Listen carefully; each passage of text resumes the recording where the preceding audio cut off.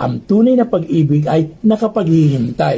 Kaya sinabi ng mahal na Birhen sa anghel, mangyari nawa sa akin ayon sa wika mo. Aba, nagsabi ng mahal na Birhen ng yes, yes, yes, yo. Ang mahal na Birhen ay ang Birhen ng oo. Kaya naman, nang ang mahal na Birhen ay na magdadalang tao, na iskandalo ang mga taon sa paligid niya. Bakit? Paano magdadalang tao? Wala naman siyang asawa, wala naman sigurong nakabuntis sa kanya. Kaya pwede siyang patayin, pwede siyang pagbabatuhin. Pagbabatuhin ng araw ang mahal na Birheng Maria, sapagkat siya ay isang babaeng kampalasan, no? Isang babaeng mababa, nabubuntis na wala naman talaga asawang mga lalaki. Ganon din ang nangyayari sa atin. Pinagbibintangan tayo, mga red tagging. Siguro sa panahon ngayon, red tagging ang ginawa sa mahal na Birheng Maria, no? Mga kasinungalingan, mga bagay na hindi naman talaga totoo kung anong pinagsasabi-sabi sa kanya. Ang mahal na Birhen ay ang Birhen ng tahimik ng paghihintay. Siya ay buntis. Hinantayin niya ang pagsilang. Hindi katulad natin, ayaw na natin maghintay. Gusto natin instant. Nagmamadali lagi tayo. Nagmamadali. Aba, nang dinalaw niya ang kanyang pinsan si Elizabeth, sinabi ng kanyang pinsan Elizabeth, bukod kang pinagpala sa babae ni lahat at pinagpala naman yung anak na si Jesus.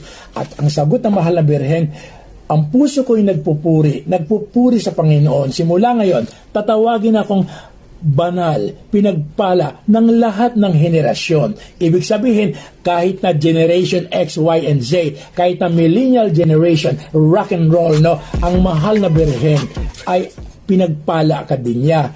Siya pa rin ang iyong modelo ng lahat ng henerasyon. Aba, sinabi pa ng mahal na Birhen, ang mga mayayabang, yung mga pagmataas ay patatalsikin sa trono. At sinabi pa ng mahal na Birhen ay ipagtatabuyan ang mga makapangyarihan.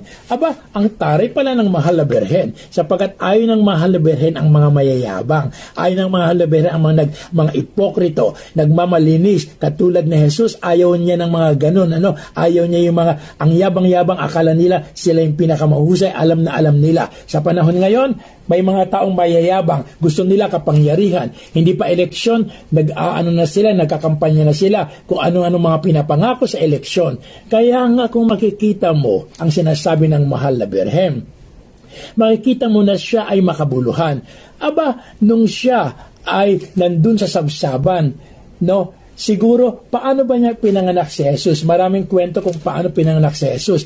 Pero yung iba, sabi nila, may mga kababaihan, mga kamag-anak siguro ng mahal na Birhen na nagpunta dun sa sabsaban at tinulungan siyang upang isilang si Jesus. No? Upang isilang si Jesus. At alam nyo ba, siguro, posible na ang mahal na Birhen nag-breastfeeding siya kay Jesus. Sapagkat minsan may isang babae na nagsabi kay Jesus, habang nagtuturo sa Jesus, ang sabi ng babae, sumigaw yung babae kay Jesus, sinabi niya kay Jesus, mapagpala ang dibdib ng babaeng sumuso nang ikaw ay sanggol pa. So, ibig sabihin ito, posible, marahil, at oo nga talaga, no? Sa pagmamahal ng mahal na Birhen, no? Nag-breastfeeding si Jesus sa kanya. Ay nako, nang nagpunta sila dun sa kasalan sa Cana, aba, imbitado si Jesus at ang mahal na Birhen. Kasalan yun, di ba? Ibig sabihin, party, sayaw-sayaw sila. Sayaw si Jesus, sayaw sa ang mahal na Birheng Maria. Kaya hindi masama ang party, hindi masama ang magpakaligaya.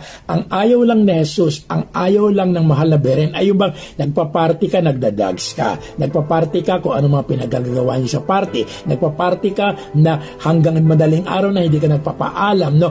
Okay lang sa mahal na Birhen magpakaligaya. Okay lang kay Jesus magpakaligaya. Ngunit dapat sa tamang lugar. Aba, nung naubusan nga ang alak, sinabi ng mahal na Birhen doon sa mga nag-aayos ng tubig doon sa malaking banga. Sabi niya sa mga taong doon, sundin niyo kung ano ang sinasabi ni Jesus. No? Gawin niyo kung anong sinasabi ni Jesus. Yun ang sinabi ng mahal na Birheng Maria. So, ibig sabihin nito, kung ano ang turo ni Jesus, kung ano ang kalooban ni Jesus, yun ang dapat nating sundin. Kaya nga, ang mahal na Birhen ay relevant pa rin hanggang ngayon. Ang mahal na Birhen ay relevant pa rin hanggang ngayon. Aba, nung nawala nga si Jesus, sinabi ng mahal na Birhen kay Jesus, nakita nila si Jesus nandun sa templo. Sinabi niya, anak, ano bang nangyari? Hinahanap ka namin, ang tagal-tagal namin hinahanap. Aba, ang sagot ni Jesus, bakit niyo ako hinahanap? Hindi ba dapat nasa bahay ako ng aking ama? Hindi ba parang ang tunog ni Jesus, ang tono ni Jesus para namang pambira naman itong batang ito, mukhang pasaway, mukhang delinquente ang batang ito, ba't ganon sumagot sa mahal na Birhen? Hindi na intindihan ng mahal na Birhen ang sinabi ni Jesus sa kanila. Ngunit ang alam natin, hindi naman niya pinagalitan si Jesus, hindi naman niya pinalo si Jesus, hindi naman niya siguro piningot o kinurot, o hindi naman niya siguro pinatulpo si Jesus. Ibig sabihin, naunawaan din ng mahal na Birhen ang kalagayan ng mga kabataan.